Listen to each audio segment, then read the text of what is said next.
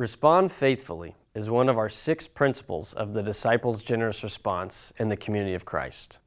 This means that our focus in life should be on serving others as a response to God's grace and generosity. Respond faithfully is a call for action. Christ gave us a similar call for action in Luke 10 with the parable of the Good Samaritan. In the parable of the Good Samaritan, a man had been beaten, robbed, and left in a ditch on the side of the road. 2 men passed him by, one even being a priest, and neither offered him help. But a Samaritan, traveling the same road, did stop to help the man. This Samaritan tended to the man's wounds, put him up on his own animal, and took him into town to get him more help. The Samaritan even used his own money to pay for the man's care. At the end of this parable, Christ calls us to embody the Good Samaritan, stating, "Go and do likewise." It was a blistering hot summer day in 2024. I had plans for dinner at a friend's house after work, but I wanted to go on a quick jog. There's a trail behind my house that I frequently run on, and as some of you probably can relate, I'm often pretty nervous running by myself, especially on a trail through the woods. On this 100+ degree day, as I turned a corner, I noticed a man laying on the side of the trail. My heart began to race, as I was not sure if this man was okay or what exactly was about to happen. As I got closer, I could see he looked like he was someone who was potentially unhoused.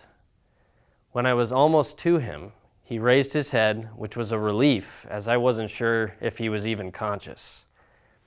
He started to sit up, and I trotted on by.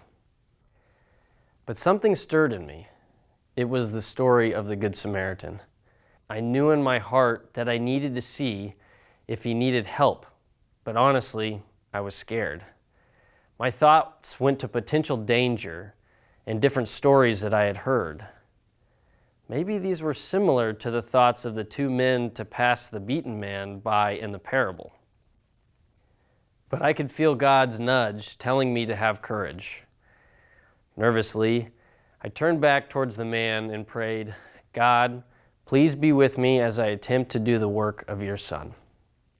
The man had gotten up and was walking away from me, but as I caught up to him, I asked if he needed anything.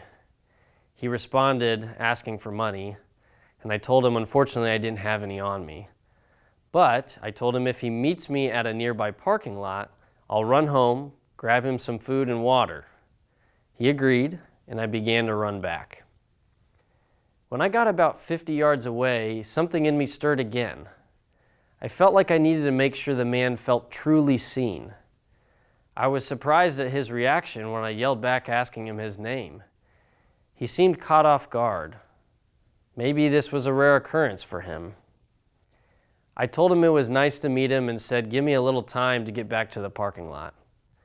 I ran back, grabbed some food, some water, and cash, and headed his way. Our interaction in the parking lot was short. He was grateful, and I left to go get ready for my dinner with my friends. I was glad I could help him, but reflecting later, I wondered if I had done enough. Were there other things I could offer that he would have needed? Could I have taken it a step further, like the Good Samaritan?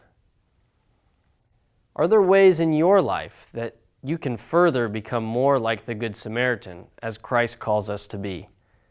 Maybe that's being aware of situations that present themselves, something I hope to continue to get better at. Or maybe there are other areas in your life where you can respond faithfully. Like, can you give of your time to help somewhere or something in your community? Can you give of your money? Maybe that's to a cause that burns in your heart, like a nonprofit that aligns with Christ's mission. Or maybe your local and worldwide mission ties. My hope is that we learn to respond faithfully to the situations that present themselves. Just as Christ calls us, may we all strive to embody the generosity of the Good Samaritan throughout our lives.